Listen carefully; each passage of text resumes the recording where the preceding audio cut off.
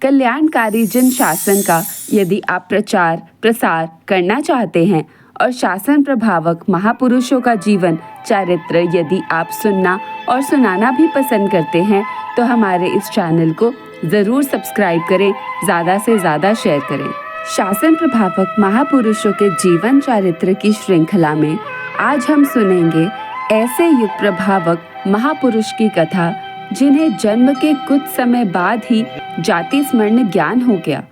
ऐसा दिव्य बालक जो 6 महीने तक रोता ही रहा और फिर ऐसा क्या पा लेने के बाद वो चुप हुआ, जानने के लिए बने रहिए वीडियो के अंत तक। कहानी है वीर संवत 496 की, यानी आज से लगभग 2050 वर्ष पहले की। ये हैं आचार्य सिंहगिरी जी, जो बहुत समय बाद अपने टोले को लेकर तुम्बवन गांव में विहार करते हुए पधारे थे। आचार्य श्री सिंहगिरी जी उपाश्रय में बैठे हैं। उनके पास 2 मुनिजन आते हैं और गुरुजी से कहते हैं, गुरुजी, गोचरी के लिए आज्ञा दीजिए, क्या हम गोचरी लेने के लिए जाएं? गुरुजी ने चारों तरफ पक्षियों को देखा और कहा, धनगिरी जाओ, जो मिले सो लेते आना। ये मत सोचना कि सचित है या अचित, लेने योग्य है या नहीं लेने योग्य, बस कुछ सोचना ही मत, ले आना। मुनिराज बहुत दिनों के बाद विहार करते करते आज अपने ही नगर में आए थे।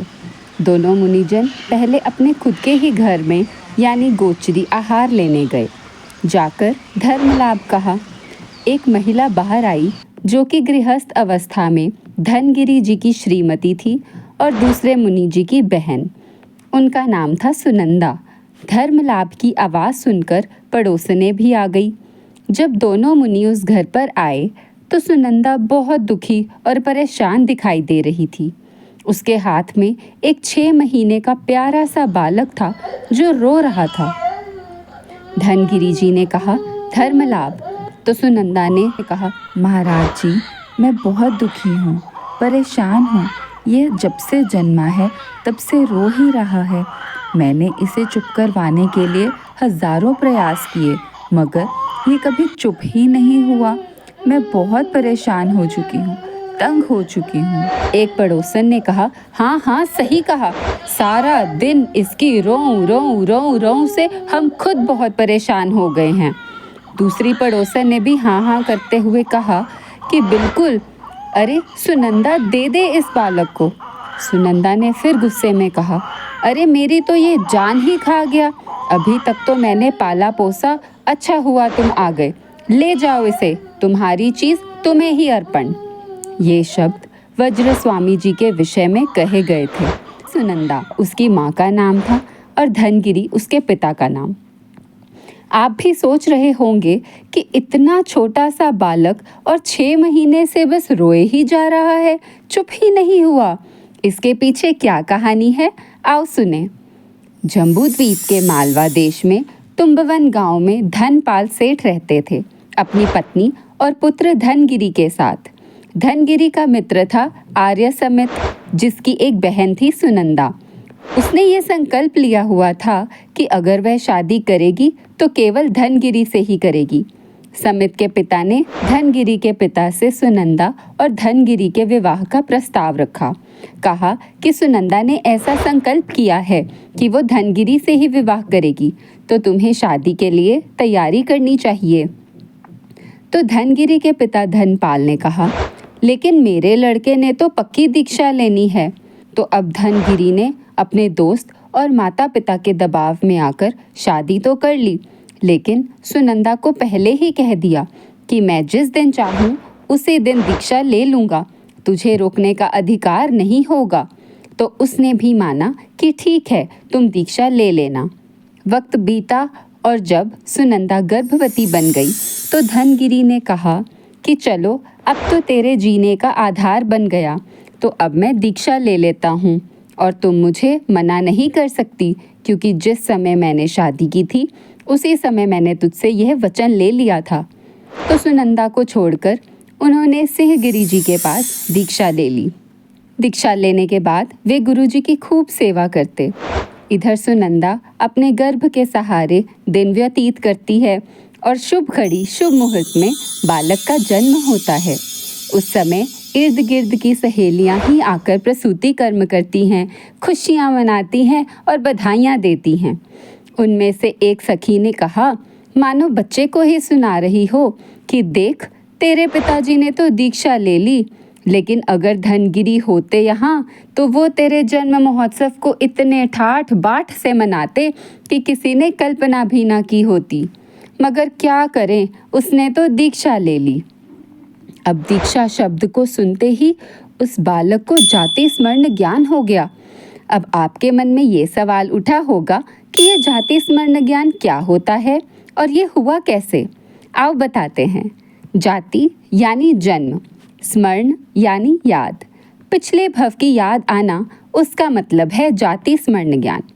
अब आप सोच रहे होंगे कि इतना छोटा सा बालक जो अभी कुछ ही समय पहले ही जन्मा है, उसे दीक्षा शब्द से जाति स्मरण ज्ञान कैसे हो गया।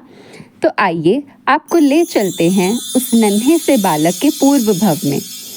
एक बार शासनपति श्रमण भगवान महावीर स्वामी जी से आज्ञा लेकर गणधर गौतम स्वामी जी अष्टापद पर्वत पर जाते हैं।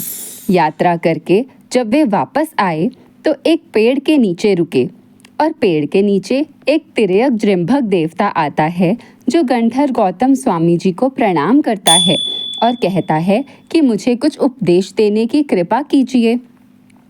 तो गणधर गौतम स्वामी जी उपदेश के रूप में उन्हें कंडरीक और पुंडरीक का अध्ययन सुनाते हैं। उसमें किस तरीके से उन दो भाइयों ने दीक्षा ली उसका वर्णन आया। तो इस तिर्यक जृंभक देव के दिल में दीक्षा लेने का भाव उमड़ पड़ा। यहाँ ये बात जानने जैसी है कि गणधर गौतम स्वामी जी अत्यंत पुण्यशाली आत्मा थे।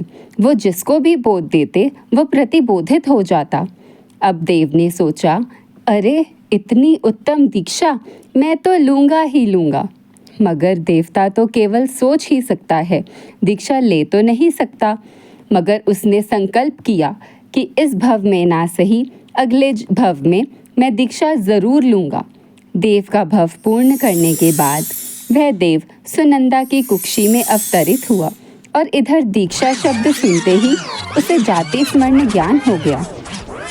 उस ज्ञान से उसको ध्यान आया कि दीक्षा शब्द तो मैंने कहीं सुना हुआ है।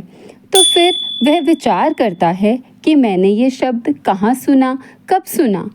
तो उसको गणधर गौतम स्वामी जी के साथ बीती सारी कहानी याद आई और उसने कहा कि मैंने तो पूर्व जन्म में भी सोचा था कि दीक्षा लूँगा, परंतु अब मेरे पिताजी तो दीक्षा ले चुके हैं और मेरी माँ तो मुझे दीक्षा की आज्ञा देगी नहीं।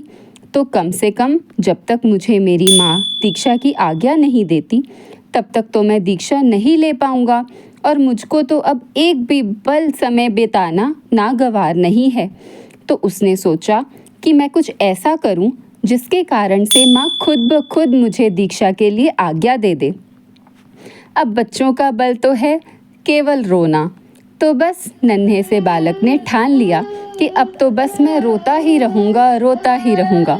तो उस दिन से उसने रोना शुरू कर दिया। दूध कभी पीता, कभी नहीं पीता। माँ खाना खिलाती, कभी बाहर खड़े हो वाहन, पक्षी, पशु दिखलाती, खिलौने देती, परंतु इसने तो रोना ही रोना, कुछ भी नहीं करता, मात्र रोता ही रहता।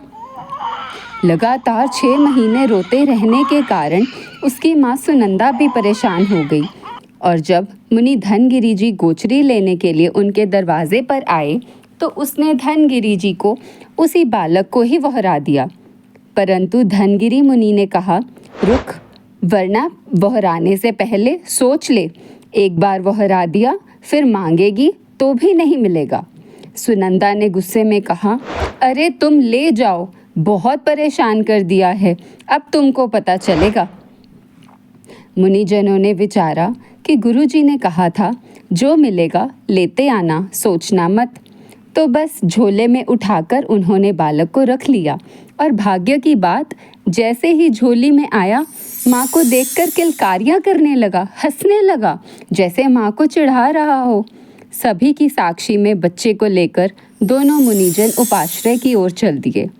धनगिरी मुनि जी झोली में बच्चा लेकर आते आते इतना थक गए कि पहुंचते ही बच्चा समेत झोली को पट्टे पर रख दिया। हाथ लेकिन झुका ही रह गया। गुरुजी ने पूछा, क्या बात है धनगिरी, क्या आज वज्र किल करके आए हो जो इतना भार है? तो धनगिरी जी ने कहा, साहब आपने जैसा कहा था कि जो मिले सो लेते आना, ये वज्र जैसा भारी है, मेरी बाजू अभी तक ऊपर नहीं हो पा रही। गुरुजी ने बालक को झोली में से बाहर निकाला, अपने पट्टे पर बिठा दिया। बालक मुस्कुराया। गुरुजी ने शिशु को वज्र जैसा भारी और मजबूत देकर नाम दिया वज्र कुमार। वज्र स्वामी जी जैन परंपरा के महान धुरंधर अंतिम दशपूर्वी आचार्य हुए। तो इस कहानी से हमें ये शिक्षा मिलती है कि संस्कार हमारी आत्मा में इतने गूढ़ तरीके से रम जाते हैं कि उनका प्रभाव इस भव के साथ साथ पर भवों में भी देखने को मिलता है। जैसे देव के भव में वज्र ने दृढ़ निश्चय किया कि वह दीक्षा लेगा ही लेगा, तो अगले मनुष्य जन्म लेते ही उसे दीक्षा शब्द सुनते ही जाति स्मरण ज्ञान हो गया और दीक्षा लेने के लिए हर संभव प्रयास किया। हमें अपने जीवन में भी संस्कारों को बहुत ही सोच समझकर चुनकर आत्मा में सुदृढ़ करना चाहिए। सही गुरु की संगति इसमें बहुत बड़ा हिस्सा है। हमें सुगुरु से हमेशा कुछ न कुछ सीखने की जिज्ञासा रखनी चाहिए। ना जाने जिंदगी में वह कब काम आ जाए और हमें इन भवों के जाल से मुक्ति की ओर ले जाए। गुरुदेव श्री सिंहगिरी जी ने वज्र बालक का क्या किया, किसके पास रहेगा, कैसे बड़ा होगा, ये हम अगले भाग में जानेंगे। प्यारे दर्शकों, ऐसे महापुरुषों का जीवन चरित्र अवश्य सुनना चाहिए और सुनाना चाहिए। इन महापुरुषों के चरित्र से हमें जीवन जीने की कला संबंधी बहुत सी बातें जानने समझने को मिलती हैं।